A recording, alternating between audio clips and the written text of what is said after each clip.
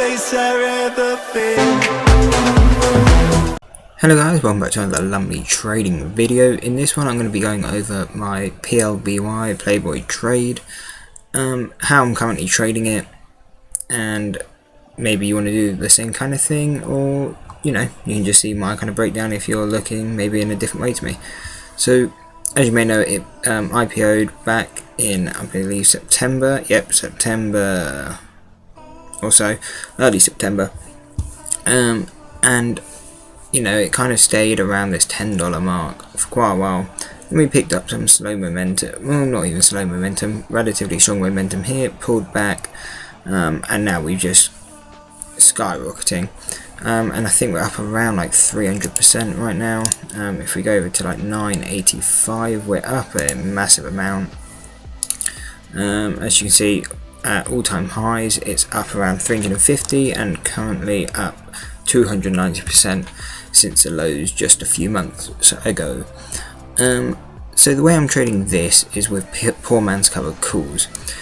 Reason for this is I want to short it, but I don't want to buy puts, for the main reason being there was quite a big, as you can actually, it's easier to see on the daily chart here, we've had a few big candles, and what this will do is increase implied volatility. I believe this was on NFT news, that they're gonna do some, don't know where it is, it's around here somewhere, but anyway, PLAYBOY looking to do NFTs, which I definitely do think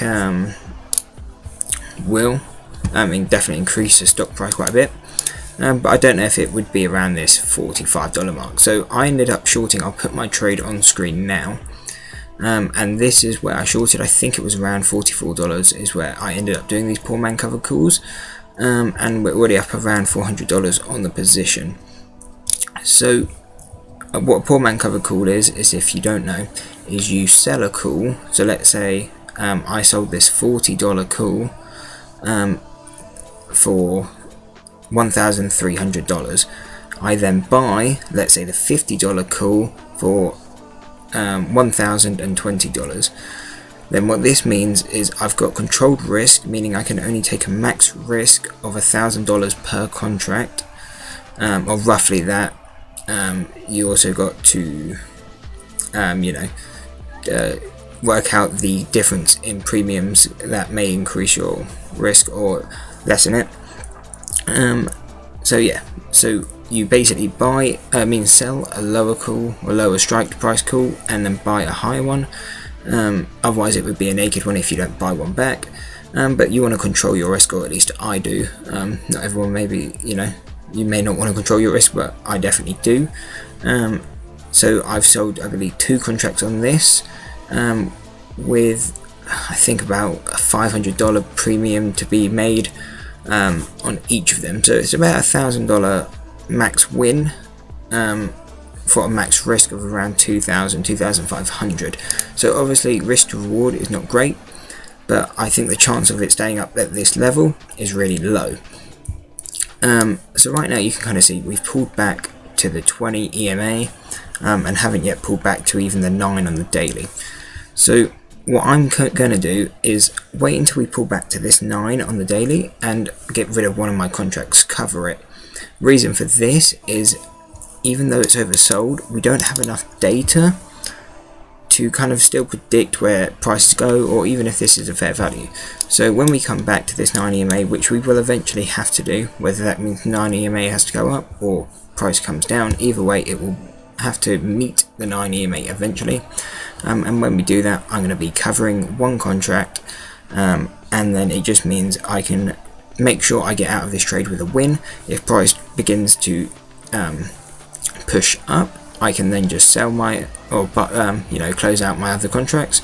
Wherever if it keeps falling down, I can just either wait to expiry. Actually, I won't do, because I think I sold January 21st 2022, so I definitely won't be holding that long, but I'll probably be looking to sell them in a week or 2.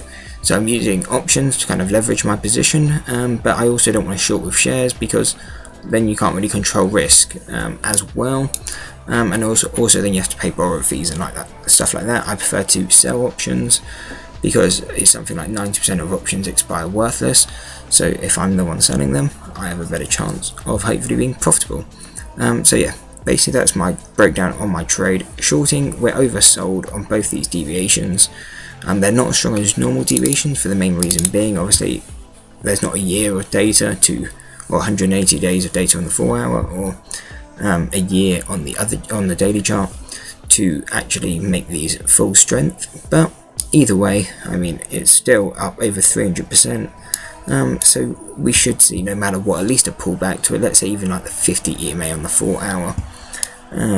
So I think we'll just see at least the price drop to around $30, and that's where I'll probably get out of the whole position. I'm not looking for a massive movement. I mean, it could quite easily fall back down to like $20 or so, but I'm looking just to lock in my profits. Once we move down to 30, I should be fully out of the position.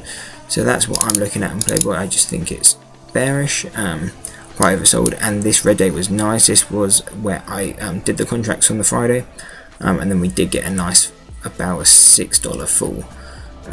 So from the high, how much did we fall on that day? We fell 15%, which was great, especially because I bought the contracts right in the morning. As we got a push up, I sold my contracts around this area, so near a perfect price. And then yeah, we've been trending down, and we could just be seeing this as a pullback now. We may open up Monday, it may push higher, but I think we could be getting that pullback now. And so yeah, hope that makes sense. I hope you get some insight to how I'm trading it off this video. If you got any questions, let me know. And that's it. Don't forget to subscribe and like. Peace.